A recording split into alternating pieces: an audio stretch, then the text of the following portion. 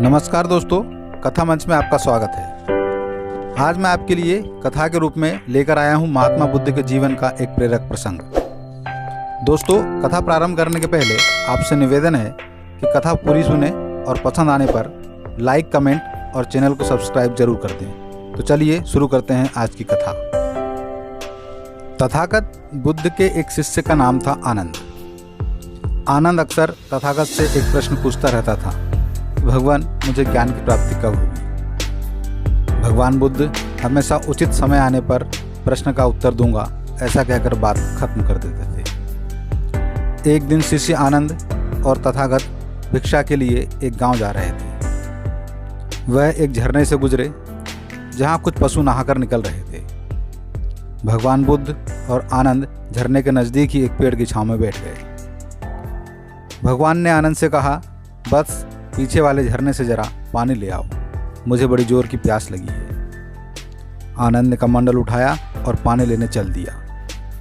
आनंद जब झरने के पास पहुंचा तो देखा कि उसमें बिल्कुल गंदा पानी है। आनंद वापस आया और बोला, भगवान, झरने का पानी तो बिल्कुल गंदा है, आप आज्ञा दें तो नदी से स्वच्छ जल लेकर आ जाऊं। तथागत ने कहा, नहीं, तुम झरने से ही जल लेकर आओ। आनंद फिर झरने पर पहुंचा। पानी फिर भी बहुत गंदा था।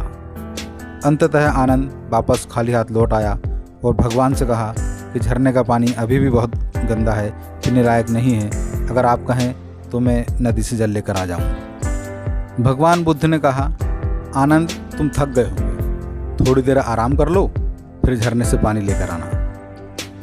थोड़ी देर बाद तथागत ने आनंद को फिर झरने पर पानी लेने भेजा।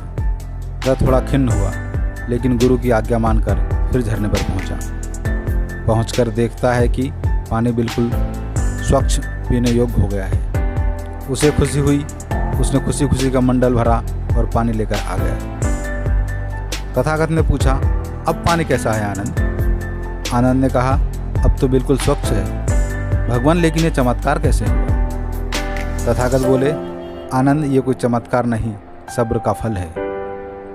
जानवरों ने पानी में हलचल की, जिससे नीचे की धूल और मिट्टी ऊपर आ गई और पानी गंदा हो गया। तथागत ने फिर कहा, आनंद, हमारा मन भी उसी झरने की तरह है, जिसमें प्रतिदिन के विचारों के कितने ही पशु उछल कूद मचाते हैं और हमारे मन को दूषित, अस्थिर और अपवित्र कर देते हैं। हम तप, साधना और ध्यान से मन को स्थिर, शांत और पवित्र करते हैं, तब ज्ञान की प्राप्ति होती है। तथागत ने कहा कि तुम अक्सर पूछते हो ना कि तुम्हें ज्ञान कब प्राप्त होगा, तो सुनो, जब तुम्हारा मन स्थिर होकर समाधिस्थ हो जाएगा, तब तुम्हें स्वतः ही आत्मज्ञान की प्राप्ति हो जाएगी। इतना सुनकर आनंद भाव विभोर होकर गुरु के चरणों में नतमस्तक हो गया। तो दोस्तों, ये थी आज की कहानी, जो हमें ये बताती है कि हमें अपने प्रयास लगातार करते रहना चाहिए। समय आने पर सब कुछ हमारे मन मुताबिक हो ही जाता है। धैर्य का फल बहुत मीठा होता है। दोस्तों, उम्मीद है आपको यह कहानी पसंद आई होगी, तो फिर वीडियो को लाइक कर दीजिए और ऐसी ही अन्य कथा कहानियों के लिए मेरे चैनल कथा मंच को सब्सक्राइब जरूर कर दीजिए।